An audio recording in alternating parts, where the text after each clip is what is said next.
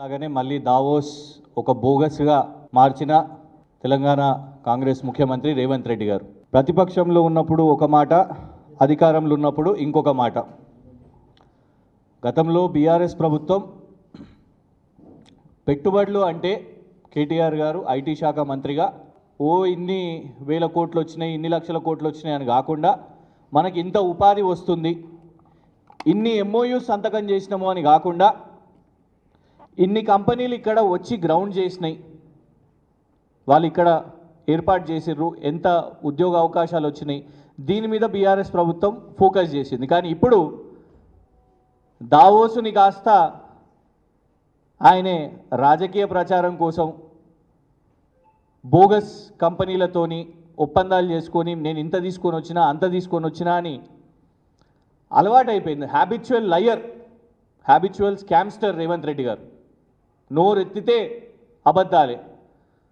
ముఖ్యమంత్రి అబద్ధాలు చెప్తే ఇక రాష్ట్ర ప్రజలు ఇంకెవరిని నమ్మాలి? తెలంగాణలో ఉన్నప్పుడు అబద్ధాలు చెప్తావు, దేవుళ్ళ మీద ఓట్లేస్తావు, పోనీ బయటికి వెళ్ళినప్పుడన్నా తెలంగాణకు మంచి పేరు ఏమైనా తీసుకొని వస్తావా అని అంటే అక్కడికి పోయి అబద్ధాలే చెప్తావు. ఉత్తమ్ కుమార్ రెడ్డి గారు, రేవంత్ రెడ్డి గారు గతంలో ఇలాంటి అంతర్జాతీయ వేదికల గురించి అసలు ఏం మాట్లాడారు అనేది రాష్ట్ర ప్రజలు ఇది వినాలి.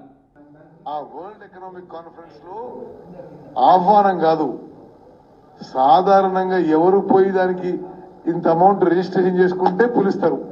అదేం పెట్టుబడి రావడం లేదు, మన్ను లేదు, మషాయం లేదు.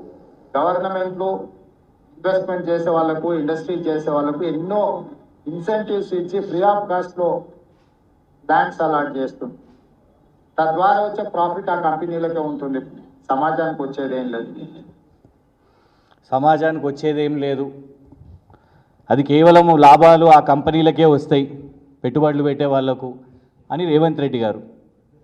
ఉత్తమ్ కుమార్ రెడ్డి గారేమో ఇదంతా డబ్బులు వృధా, మన పైసలతోని ఇతర దేశాలకు వెళ్తుండ్రు, కొరియాకి వెళ్తుర్రు, జపాన్కి వెళ్తుర్రు, అమెరికాకి వెళ్తుర్రు. ఇవాళ మరి వాళ్ళకు వర్తించదా?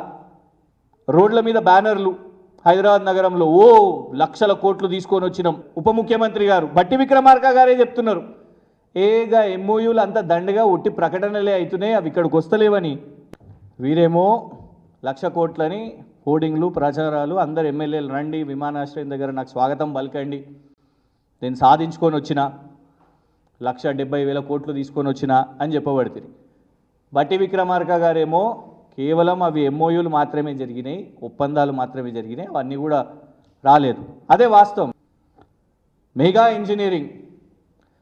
మెగా ఇంజనీరింగ్ని రేవంత్ రెడ్డి గారు ఏమని అన్నారు అప్పుడు?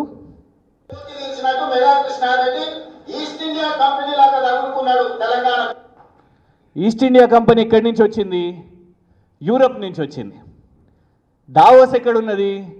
యూరప్లో ఉన్నది. అంటే ఈస్ట్ ఇండియా కంపెనీ అని నువ్వు పిలుచుకునే మెగా ఇక్కడ హైదరాబాద్లో కాదు, నువ్వు ఒరిజినల్ ఈస్ట్ ఇండియా కంపెనీ అంటే నిన్ను యూరప్కి తీసుకొని పోతా అని రేవంత్ రెడ్డి గారు ఆయనని యూరప్కి తీసుకొని పోయి అక్కడ వ్యాపారాలు ప్రకటించబట్టే. ఇవాళ నీకు సడన్గా ఈస్ట్ ఇండియా కంపెనీ మీద ప్రేమ వచ్చిందా? అదేంటంటే విచిత్రం, మన అనంతగిరి కొండల్లో ఈ మెగా ఇంజనీరింగ్, దీన్ని పిలిచేదే మెగా ఇంజనీరింగ్ ఇన్ఫ్రా, వాళ్ళు ఏం పెడతారా అంటే రిసార్ట్ పెడతారంట. అనంతగిరి కొండలను రేవంత్ రెడ్డి గారు మెగాకు రాసేసి అక్కడ నువ్వు రిసార్ట్ పెట్టి, ఇంజనీరింగ్ కంపెనీ, వాళ్ళు దేశంలో అతిపెద్ద ఇంజనీరింగ్ కంపెనీ అని చెప్పుకునే వాళ్ళు, ఇన్ఫ్యాక్ట్ స్టాక్ ఎక్స్చేంజ్లో కూడా ఐపీ కోసం ట్రై చేస్తున్న వాళ్ళు రిసార్ట్ పెడతారంట. దానికోసం మన అనంతగిరి కొండలను అప్పజెప్పబట్టే. ఒక్కసారి ఒక కంపెనీ ఇక్కడికి వచ్చిన తర్వాత అది ఎక్స్పాండ్ చేస్తూ ఉంటుంది. కానీ ఇక్కడ ఏమవుతుందంటే ఎక్స్పాన్షన్కి కూడా క్రెడిట్లు, కింద పునాదులు, ఆ కంపెనీని తీసుకొని వచ్చిన వాళ్ళు ఒకళ్ళు అయితే పునాదులు వేసి దాన్ని మొత్తము నిర్మాణం చేసి అంతా ఎస్టాబ్లిష్ చేసిన తర్వాత నువ్వు వచ్చి ఆ కంపెనీ వాళ్ళు ఎక్స్పాండ్ చేసుకుంటున్నా కూడా నీ క్రెడిట్లోనే వేసుకుంటున్నావు.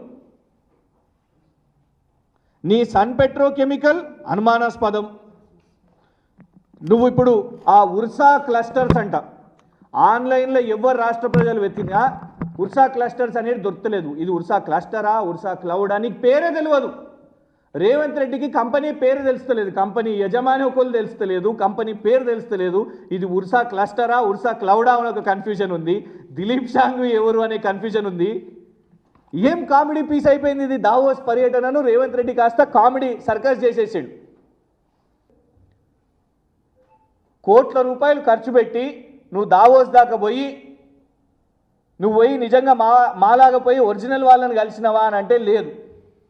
ఎవరినో కలిసి ఏదో ప్రకటన చేసి ఇక్కడికి వచ్చి ప్రజలను మాత్రం మోసం చేస్తున్నాం. హోర్డింగ్లు పెట్టుకొని బ్యానర్లు పెట్టుకొని పాపం మా న్యూస్ పేపర్స్ స్పేస్ని వేస్ట్ చేసుకుంటూ ఇందులో ప్రకటనలు ఇచ్చుకుంటూ ఇగో నేను ఇన్ని లక్షల కోట్లు తీసుకొని వచ్చినా అని చెప్తూ బోగస్ ప్రచారం చేసుకుంటున్నాడు రేవంత్ రెడ్డి. దావోస్ని కాస్త